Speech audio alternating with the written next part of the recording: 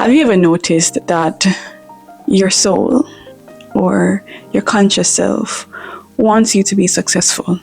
Like, it wants you to wake up early, it wants you to go to the gym, it wants you to eat healthy, it wants you to be productive, it wants you to be smart financially. However, your body or your brain wants you to survive. So it doesn't want you to do anything. It wants you to sleep in a little bit more. You deserve to take another hour rest. You deserve to buy that chocolate cake that you want. You deserve to skip the gym today and go tomorrow or next week. You deserve to just relax and scroll on your phone all day. Like, your body, your mind wants you to do that, while your conscious self wants you to be great.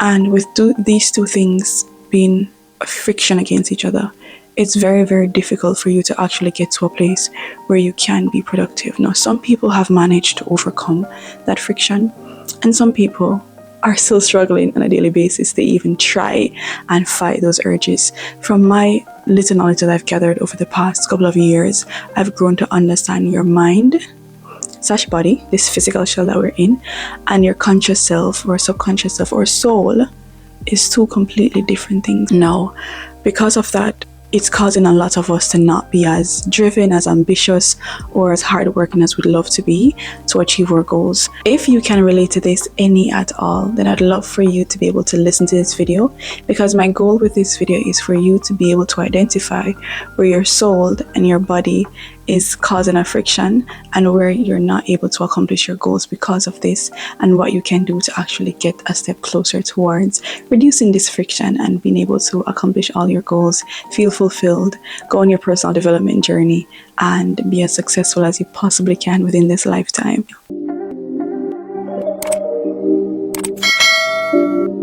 Hi, I am Chantel T, a software engineer here in the Bay Area, California. However, I'm originally from rural Jamaica, where I was raised by a single parent, and from that journey until this point, I had to go through a lot of personal development, a lot of growth, a lot of self-reflection, and throughout that journey, I've learned a little bit of information through books and other sources that I've come to the realization that personal development is my passion. I love it, and I'd love to be able to share as much information on this topic as best as possible to also help persons that, are not from a wealthy background to be able to transition into the goals that they have for themselves. Not just wealth as in monetary wealth, but abundance and fulfillment and purpose and relationship with God. So with no further ado, let's get into the video. First things first, I'm not a therapist or a doctor or anybody that studies this area. I'm literally just someone who is passionate about this. So excuse me if I come from a place of not knowing all the proper terminologies, right? Going forward, I will use the brain and the body as your physical shell, and I will use the mind or soul as your conscious self. That is the person that is talking to you right now, the person that dreams and has aspirations and goals and feels loved and has a purpose and is driven, who wants to experience the abundance of life, who wants to feel fulfilled whenever they accomplish something, who wants to love and care for their family and wants to feel love and be loved. That is the soul, in my opinion, who is connected to a higher power. And then the body is this outer shell that I believe we were given it as a gift from God to keep the soul safe. And what I mean is that if you've observed or looked into why we have traumas and why our body reacts to certain traumas and triggers, then you will know that the body's job is by all means to self-preserve for as long as possible, which means that it will encourage you not to waste energy if you don't need to. It will encourage you to eat to preserve energy and fat, because historically, that was not always the case, and our body has not adapted to the modern society. So your body will want you to eat as much as possible to preserve that. It wants you to reduce the amount of energy that you waste, especially if it doesn't feel safe, especially if there is some trauma or trigger around your safety, and it doesn't want you, or it believes that it doesn't want you to die. Then this can cause you to die. So because of that physical shell and how its purpose given by a higher power that I believe in is completely different from the divine purpose that we have as a spiritual being. We want to have a connection with people and a connection with God, and we want to like live abundantly and like feel fulfilled in our purpose. Because these two beings have different purpose, we have to come to a place where they both equally align. From my understanding and from my deduction, there's two ways to do that, right? There is the way, I apologize if the lighting is not perfect. I was trying to get the sunlight, but the sun is rising quicker than I was able to get ready. So yeah, we're gonna have to do our best. I apologize, but yeah, so there's two ways that we can bring the body and the mind in unity, and I'm going to share from my own understanding. And I'm also going to share at the end of this video resources that I've read, that I've listened to, that I've watched, and was able to come to this conclusion. And maybe you can watch those resources as well, or listen or read those books to be able to make your own deduction and a way to help yourself. I honestly don't believe social media is one of the best ways to transform yourself. Yes, it motivates you. Yes, it encourages you, it influences you, but sometimes there's a deep root cause as to why we do the things that we do, that sometimes watching another person live their life is more triggering than it is encouraging. And it's not very, like, if you don't understand the deep rooted cause, it might not be as helpful as you'd want it to be. So I want you to listen to this video, apply it to yourself, go through the resources that you can, and do what's best for you. But yeah, let's jump into the two ways that you can merge the body and mind. So number one is bringing the body to meet the mind, or the body to meet the conscious self, right? So as I mentioned, the conscious self is purposeful, it's driven, it's goal-orientated, it's ambitious, and the body is self-preservating, which is aka lazy, and sometimes greedy. So in order to bring it to meet the mind, you kind of have to bend it, mold it, and fight against it in some ways for a long time, or for as long as needed, to be able to get it to fold. And examples of this would be like ballerinas, for example, or gymnasts. They have goals that they have to meet, and they go and they practice every single day. They will tear their skin, they will break their bones, possibly they will experience excruciating pain, but they'll go back every single day because mentally or psychologically they have a goal that they need to meet, and they need their body to be able to manage and comprehend, to be able to fit towards that goal. And so they practice and they push themselves. They wake up early, they push through the pain, they take Tylenol, they do whatever they need to allow that body to meet to that goal. Now that's a very extreme example, but another example is basketball player. He pushes himself physically to be able to get to the goal that he needs to get to, and over time his body molds and behaves and comprehends and listens to what the mind actually wants. Another example of this to me is like models. These are very extreme examples that I'm using, but I want you to be able to really understand where I'm coming from. Models, most times they have to like reduce the amount of food they eat. They have to want to desire like a pizza or a cake and not able to eat it because they've bend their body to their mind. Sometimes they even eat certain food and they throw it out because their mind is so against eating certain things that their body will not allow them to process it. This can be both good and bad, as you can see. The good in this is where you're able to tell yourself that, hey body, I need to go to the gym 5 days a week, and you're going to listen to me, and you push and you push and you push, and you fight against the physical desires to stay home. You fight against the hormonal consequences that comes with pushing yourself, and you push until your body is able to do that, until it forms a routine. To me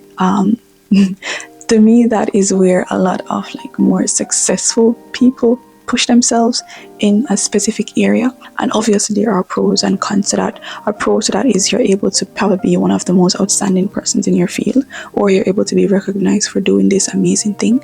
And the con is that because it pushes your body does experience some level of like trauma or triggers or whatever, and so it comes out in other ways.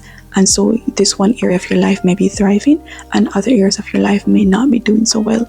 Now, persons who are able to manage all these areas obviously had to go through some form of like coaching or therapy or like other work to be able to manage all these other areas that are falling apart. But the con is if you force your body to focus on this one area to an extreme point, there might be consequences. The pro is that you're able to actually accomplish that goal, right? So that is, in my understanding, bringing the body to be discipline to the mind where it forms and it conforms and, is in a routine that works towards the ultimate goal. And now let's move on to 2, which is bringing mind to meet the body. No, I'm no therapist, but I've been to therapy. I've consumed a couple of information or books about therapy and psychology and stuff like that. Not to an extreme point to be an expert or professional, but just out of curiosity, right? And what I've understood is that from we were born, our body, experiences very little to sometimes extreme traumas that mold the way that we think and behave, and the way that we see ourselves and the way that we navigate the world. And a lot of this is learned from we were kids, and a lot of these things were learned subconsciously, and because they were learned subconsciously, they were programmed inside the body. So whenever we, for example, watch a cartoon that gives us nostalgia, our body releases that same hormone that was released when we were younger and watching a cartoon, and that makes us feel like happy and safe, and it reminds you of like just being a child where you like were carefree and didn't have a care in the world, right? But the consequence of that is that when we do experience traumas, it does make the body feel unsafe, and when the body feels unsafe, it doesn't want to conform to the mind. It wants to do what it wants to do. So for example, if eating sweeties make you feel happy, it releases this hormone. What's the hormone called? I don't know, the happy hormone. I don't remember it right now, but I usually do. The happy hormone. If that happens, your body's going to crave sweets, and your body's going to want to feel that happy hormone over and over and over again. And so now you're addicted to these sweets, and now your body craves it, and you as the soul don't want it, but you have to conform because your body wants it, right?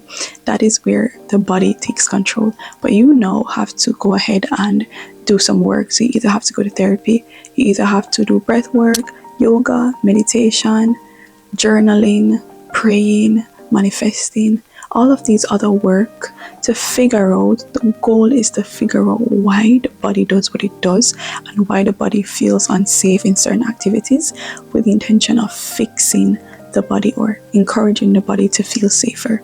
For example, a personal case for me is that I have hyperthyroidism, and in the first couple of months of denying that, I was still going to the gym, I was still trying to push myself. However, I would crash out, and my body didn't like that.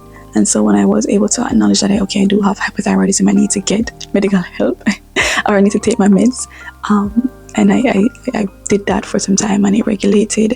I felt very, very unsafe, like going back to the gym or going into a routine, because I had that fear that I would crash out. And when I do crash, I would be almost bedridden for like a day and a half or 2 days, and I didn't like that. So I had to kind of slowly get my mind back into that space, or my body back into that space where it feels okay going to the gym again, slowly. Now I've been doing that consistently for over a year now, or close to a year now. So I'm now comfortable going back to the gym on a routine basis, and that's where I had to do a couple of work, acceptance, breath work, allowing my body to feel safer in the gym, trusting my body, being patient, meditation, yoga, journaling as well, accepting that I do have a problem, I do have this illness, but regardless, I need to go to the gym. Like, gym is beneficial long term, and that's a simple example for me. But the goal is for you to also identify, why is it that my body doesn't want to go to the gym? Why is it that I feel uncomfortable in the gym? Is it that I feel uncomfortable in the gym? Is it that I don't know what I'm doing? Is it that when I was a kid, everybody called me skinny or fat or whatever, and now like I have a body image problem? Is it that I care more about food than I care more about the long-term health of my body? Like, the goal of breathwork, meditation, journaling, all these things is to figure out why the body isn't conforming to the mind, and to acknowledge that and work on that and get the body to work with your mind. And the pros of being able to do that is that you can work on all aspects of your life. You're able to identify the financial struggles that you're going through, your mental struggles, your emotional struggles, your physical struggles, and then you're able to work with your body to fix these things, and it benefits all areas of your life. Con to this is, if your goal is to be outstanding or to be the best, then you might need to do both. Like there has to be a point where like once I'm able to work on bringing my body to my mind, I now have to push my body outside of my comfort zone, obviously with listening to your body as well, to be able to get to that point where I can push my body a lot. For example, if your goal is to have a successful business, then that might mean you have to work maybe 18 hours a day, 12 hours a day, 16 hours a day, and your body might not love that. So you then have to push your body to be able to accomplish that goal. But I believe it's best to bring the mind to the body, understand what the body needs, desires, its triggers, and then once the body conform, or once you understand yourself, then you're able to push the body to an extreme point where maybe it trusts you a bit more. Maybe you understand it enough to know that, okay, I need to stop, I need to rest, I need to break, I need to change something, I need to eat better, stuff like that. To me, that would be the best recipe to be able to be the optimal version of yourself. So yeah, there's pros and there's cons to both, but I do believe that both is necessary. I do believe the goal in life is to allow these two pieces of you, and you have multiple pieces, to be honest, as an individual, you know. So I believe the goal in life is to bring all these pieces together so that they work together harmoniously and limited friction to be able to accomplish your goals and reach to your abundance, your optimal self, or what wealth is for you. So that's my advice, that's my encouragement. If I were to break these down in steps, it would be this, right? Identify your goal. Is your goal abundance? And what does that mean to you? Or is your goal to be able to be the best football player? Or is your goal to have the best medical company in the world? Or is your goal to be able to have the best e-commerce business? If whatever your goal is identified, and see what of the two works best for you. Don't want to bring the body to meet the mind first and get my goal and accomplish my goal, and then work on whatever mess that may be caused in the end when I'm able to actually reach to that goal. Then when I'm at that point, I can hire the therapist and hire the coach and everything and get myself together. Or do I want to bring the mind to meet the body? No, be at a unity with the body and then push the body to where I want it to be. Whatever path that you are on, then identify which one. And then third step I would recommend is to gain as much knowledge as you possibly can. And this is where I will share with you some of the books that I've read, some of the podcasts that I listened to, and those resources that I've pounced upon throughout the time, and to encourage you as well. But last but not least, the fourth would be take action. Don't just say, okay, I have this information, I have this knowledge, and I'm gonna wait for the perfect time, or tomorrow is gonna be the perfect time, or let's start this on the new year. No, start it now. Take action now, because you will learn as you grow and you will improve, and you'll be able to be more patient with yourself, and you'll be able to understand yourself more. I hope that is able to help you. I hope that you're able to, I think the most important part is obviously gaining as much knowledge as you can about yourself and about the journey that you want to go on, and then go from there. But yeah, that's my recommendation. Now let's jump into the resources that I've read, at least for the past couple of months, that have been able to concrete this belief in my mind. And the three of them are audiobooks, but I do hope to get the physical book as well. And if you prefer physical books, then obviously they are sold on Amazon or wherever, and I can try to link them down below. If not, then you can listen to them wherever. Get them free from Google, they have PDFs online. But the first book that I would recommend is Changing the Habit of Being Yourself. I think that book is very, very beautiful. It starts off by, as I mentioned, identifying how the body and the mind are different, and identifying where each part fell off and where the body is trying to control the mind. I think it's very, very important to be able to identify that if you're curious about that. And then it goes on to share how meditation is the key factor in being able to bring these both points together, through the ability to identify what the body has issues with and to be able to change it. And that's how you become a new self, change the habit of being yourself, right? The second book is The Happy Pocket Full of Money. I think this is beautiful because it speaks about your conscious self and how it's connected to the universe and pretty much God, and how it has unlimited knowledge and unlimited access to unlimited resources, and how you're able to think and pretty much comprehend your way into abundance, and what abundance and wealth is for you, and what money isn't, and what you shouldn't thrive to be and what you can thrive to be. And I think it's very, very beautiful, and it is encouraging. It's positively encouraging because it doesn't just encourage you, but it shows you the benefits that you can gain from just believing that you are connected to everything in the universe. I think it's pretty amazing. The other book that I'd recommend is called Psycho-Cybernetics, and it is one of the books that I read earlier this year. I don't remember exactly everything, but it did start off by speaking about like what to change about yourself, the habits that you have that are kind of like ruining your goals or your path to success. And some of the things that the book talk about is self-image. It speaks about imagination, which is pretty close to the book that I was also reading, which is Think and Grow Rich. It also speaks of dehypnotizing yourself from false beliefs. It talks about the ingredients for a successful type personality. It has a lot of like self-help knowledge, and it's very, very general, but also very insightful, and it's very helpful. Another book that is like the foundation of how I started even reading books was Think and Grow Rich by Napoleon Hill. I think it's a beautiful book. I've read it multiple times, and I keep reading it over and over again because it has this very general perspective, and then I feel like every other book is like a breakdown of it, and so it's one of my favorite books as well to read over and over again. It's very encouraging, it's very insightful, and it kind of like motivates me to continue going on this personal development journey, because it is one of the first books that introduced me to personal development.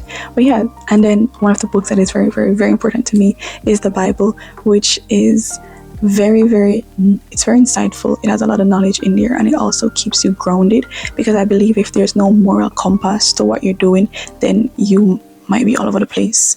You know, it also helps you in identifying that you have a purpose on this earth, and you're not just here to experience the world, or just be greedy, or just be, you know, selfish. You have a purpose that you need to fulfill in God. And I think that definitely helps with anxiety. It helps with calming your depression or worries, or when you feel stressed. I think it really, really helps with that. So I would encourage that. It also promotes prayer. It also promotes gratitude. So yeah, that's one of my favorite books. So these are the books that I've been reading consistently this year as it relates to the topic of mental mindset improvement, in specifically as it relates to personal development. Can you see me? You probably can't see me well, right? Okay, and what's the last? I do listen to podcasts. One of the podcasts that I love is The Diary of a CEO. I also just started listening to Mel Robbins' podcast as well. I listen to some, but not very consistent, so I don't remember them right now. But yeah, those are the resources that I use very consistently to be able, and I do pause and think about what people say. I don't just get the knowledge and then grab it and apply it to myself. I do take the time out to understand myself and understand if this knowledge is important to me, if it goes along with other information that I've learned. So if there's a topic that is very, very, very consistent across everything, then you know that it's true. If it's not very consistent and this person is the only person that believes that, then I might not be as quick to jump on that, or I might want to do a bit more research before I agree with that person, right? So that's how I view things. I'm someone that loves to read, loves knowledge. So if that aligns with you as well, definitely subscribe to the channel. Comment down below some resources that other persons can use as well to be able to go on their own personal development journey. And I do wish you all the best. Do have a beautiful life. And if we never see each other again, I hope that you're able to really work on internal parts of yourself to get to that place where you want to get to. And I wish you all the best. And I'm going to church, so I need to hurry up. Bye-bye.